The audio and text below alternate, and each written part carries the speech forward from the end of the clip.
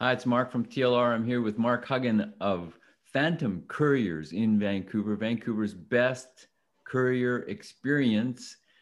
And we're going to talk about overnight to the United States, shipping stuff to the States. How does that work, Mark? Well, it's quite simple. We'll come get it from you and deliver it to the United States.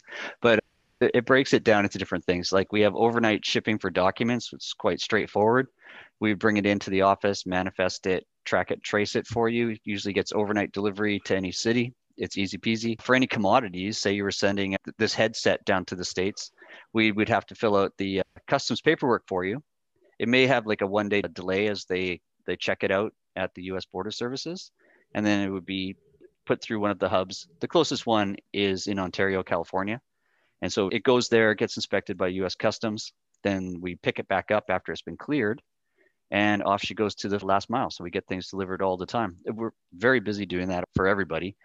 We've shipped everything, documents galore, but a lot of personal items and gifts. Gifts are different because if it's a related party, the duties and taxes are slightly different. Sometimes there's nothing to pay, but people who ship down, like the headset, for instance, they don't want to be taking away money from the US company that could sell it on Main Street in California. So they would just charge the applicable taxes that the California government would have received if they had bought them in the state. So people up here do that. I think we've all seen it when we order a package, say from the US, and people are like, oh, the taxes were more than the courier. Well, that's just because, government's government and taxes are how we pay for our streets and everything else, all over infrastructure. So we get it going down. We've also got ground shipping to the US, which is 5 business days. So it's a pretty affordable way to do it. And a lot of times it's a different tax structure for ground shipping. If you do ground shipping, I don't know why the taxes are different, but they're less. But the time is 5 business days. So say you sent it today, the time wouldn't start until Tuesday. So it would be delivered 5 business days. So it might be delivered next Monday. So people are thinking, oh, but today it was 5 days, 5 business days after the pickup, because it does have to go through the customs sort. And so it's pretty good. And we fly stuff down, and there's a same day to Seattle too. So we just put it on a little plane, boom, done in Seattle. Partners can pick it up down there, so we can get same day to Seattle, which is pretty good. Documents super easy. If it was a commodity, it would stay in Seattle and be inspected at the airport, just like your luggage would be inspected if you brought back something that was like, highly taxed. So it's a busy little place for us. We love doing it and we're good at So, it. so documents, do they need customs brokerage? Do they go through any of that? No, if it's a document, it's straightforward, just business, usually correspondence, and it just flies. So it would ship today, be there tomorrow. And usually the same thing applies to Canada. Most businesses get their stuff before noon, and then the couriers are doing the pickups in the afternoon. And if it's a residence, it could be delivered up to like 7 o'clock at night. So to businesses, usually by noon, 1 o'clock, they like to get their trucks cleared out. And then afterwards, it goes to residences. It's pretty fast. It's pretty efficient. It's not bad with COVID because, you can't cross the line and go down to the US Postal Service and pop something in the mail like you used to. And in the news this weekend, I saw one of those 24/7 places in Blaine. One customer that she was mentioning had 200 packages unable to be crossed the border because they couldn't go and pick them up and sign for them themselves. So it's becoming more difficult to do little things. All the e-com entrepreneurs are having a bit more stress on that. So we're here to help definitely push things through the border. Cost is a little bit higher, but I mean, not getting paid is one thing. Being paid a little less is another thing. So you might as well get paid, use the courier. So how does your business, we've never really talked about this. How does your business compare to something like US Postal Service in terms of cost, or like FedEx or UPS or Purolator?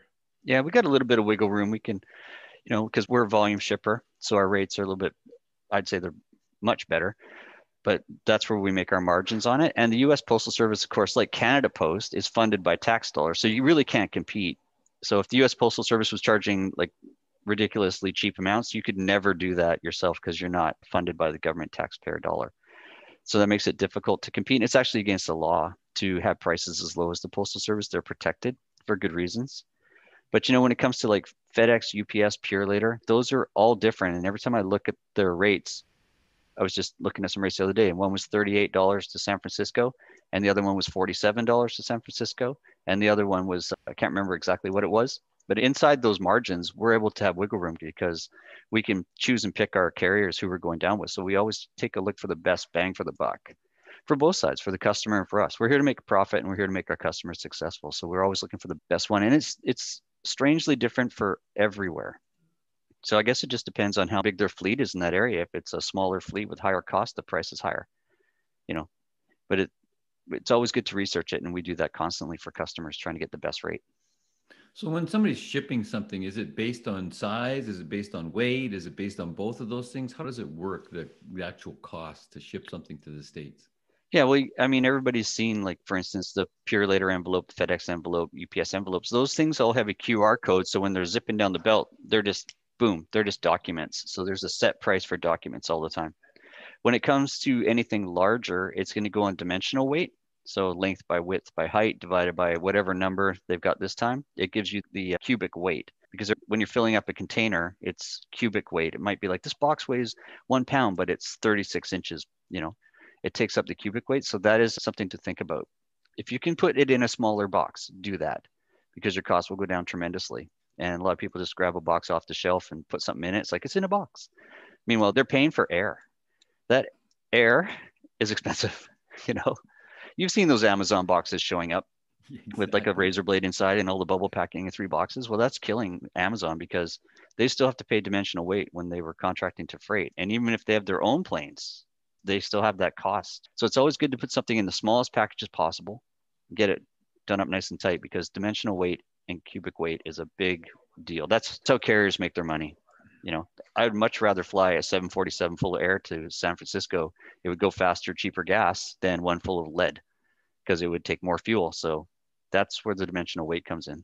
We should do a video on dimensional weight. I've got a super funny idea. So there you go. If you want to ship overnight or fast or on time to the United States for the most efficient way possible, use Phantom Couriers. You can reach them in 604-899-5447, or if you're outside the Lower Mainland, 1-844-899-5447. They'll get it there. They'll get it on time anywhere in the world. Yeah, Thanks, anywhere in the Mark. world. You betcha. Thanks.